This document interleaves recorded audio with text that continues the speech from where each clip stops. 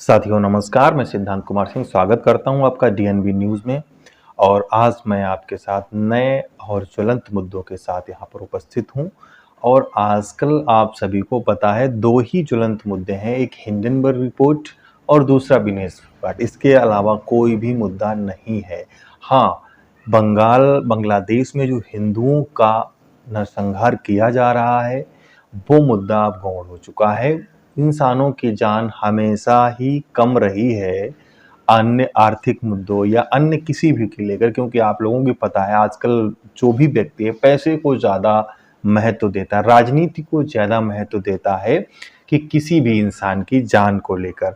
चूंकि होना चाहिए इस समय कि बांग्लादेश में क्या हो रहा है, बांग्लादेश में हिंदुओं के साथ क्या अत्याचार हो रहा है, वहां पर कितने नरसंहार किए जा रहे हैं, किसका नरसंहार किया जा रहा है, इस पर कोई भी सवाल जवाब नहीं हो रहा है। जो भी सोशल एक्टिविस्ट हैं या कुछ बीजेपी पार्टी के द्वारा ही कुछ मुद्दे उठाए जा रहे हैं, बाकी किसी भी नेता के मुंह से कोई भी शब्द नहीं निकल रहा। बहरहाल चलते हैं आगे की ओर। हम आज फिर से यहाँ पर डिस्कस करने वाले हैं हिंडनबर्ग रिपोर्ट और सेबी के जो भी कन्फ्लिक्ट हुए हैं, जो भी आरोप प्रत्यारोप लगाए गए हैं, हिंडनबर्ग रिपोर्ट में जो भी खुलासे हुए हैं, उनका सेबी अध्यक्ष माधवी बुच और अडानी जी ने टोटल उनका आरोपों को नकारा गया है और उन्होंने बताया कि हमारा इससे कोई सरोकार नहीं है।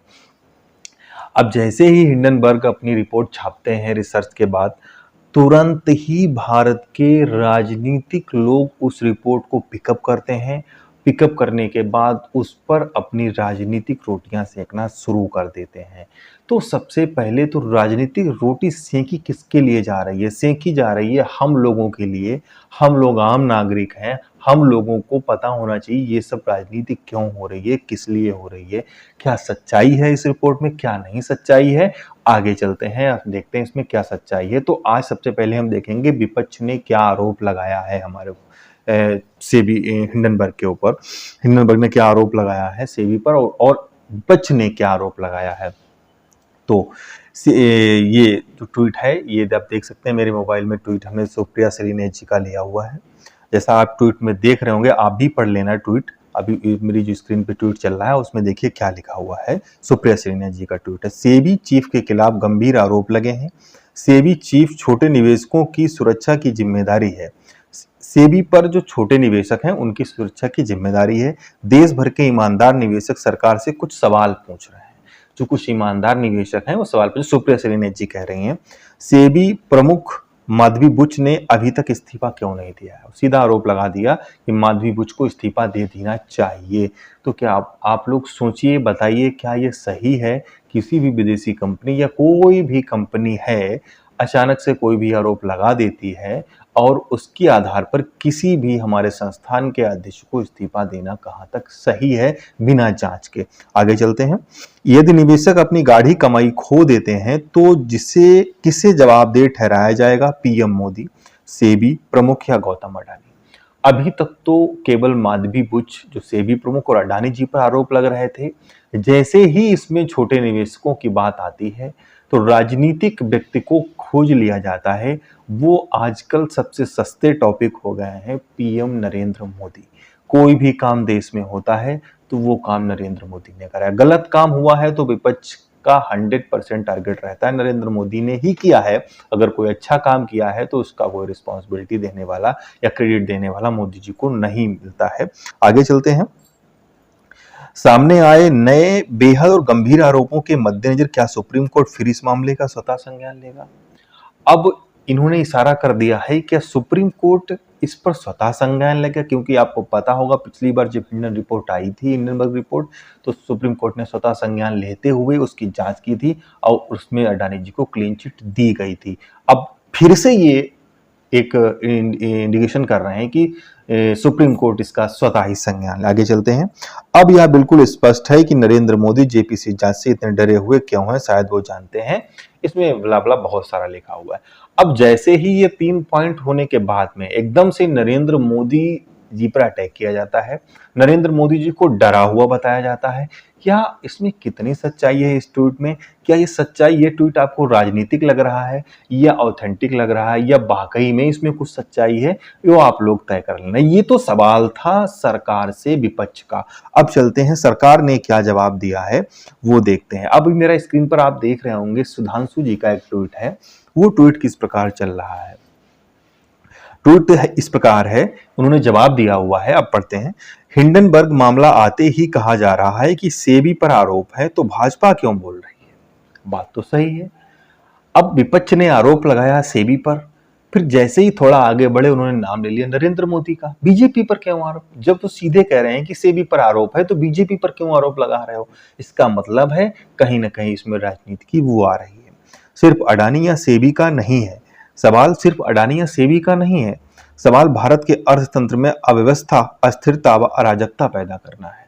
अब सरकार ने जवाब दिया है कि हिंडनबर्ग रिपोर्ट भारत में अव्यवस्था, अराजकता और अस्थिरता पैदा करने की कोशिश कर रही है।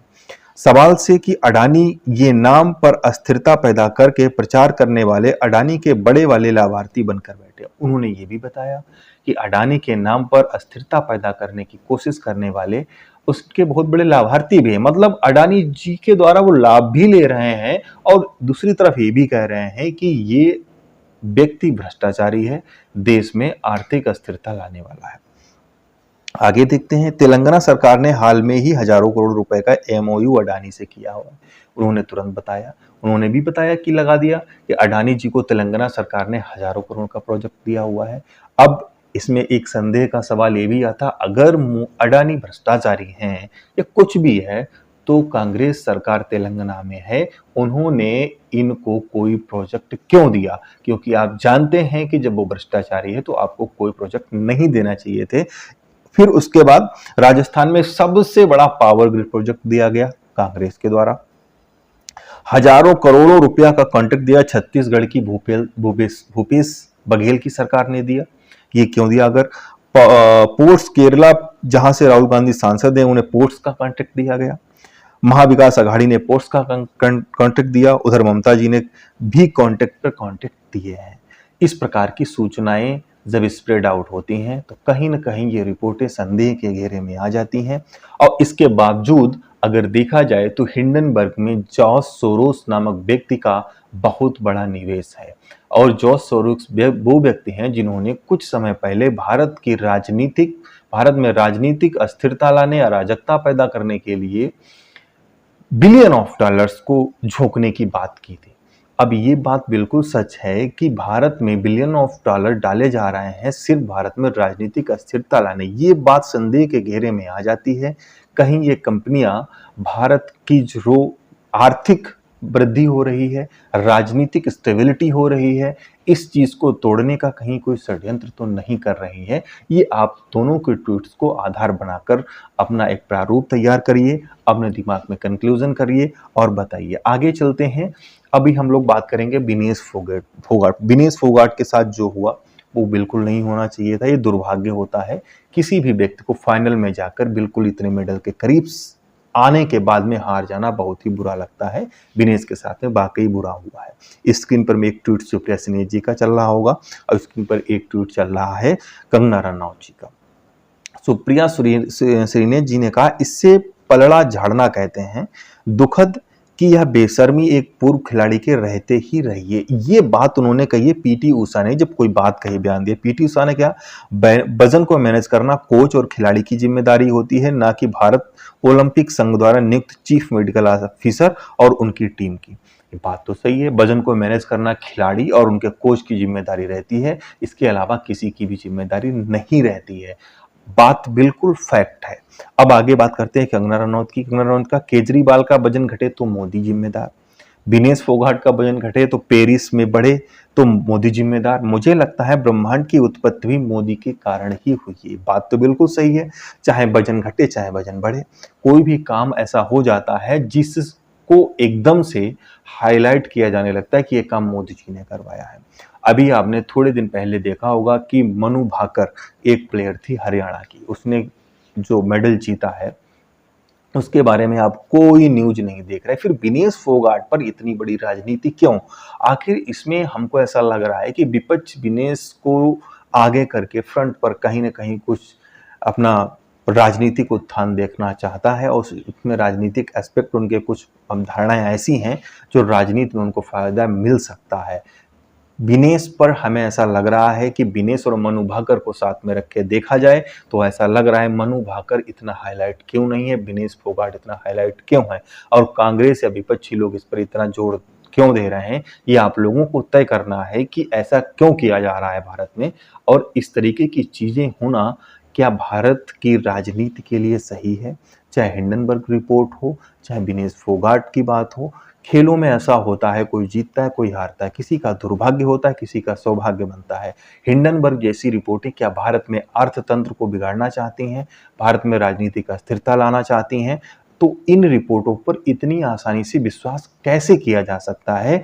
इस चीज को लेकर एक संदेह उत्पन्न होता है। आपसे भी मेरा निवेदन है, हिंडनबर्ग के बारे में पढ़ें, उसमें देखें किसका किसका कितना निवेश है और वो हमारे भारत के प्रति क्या सोच रखते हैं जिनका निवेश उसमें है, उसके बाद में ही किसी कंक्लूजन पर पहुंचे। तो आज के बुलेटिन में इतना ही। धन्यवाद आपसे।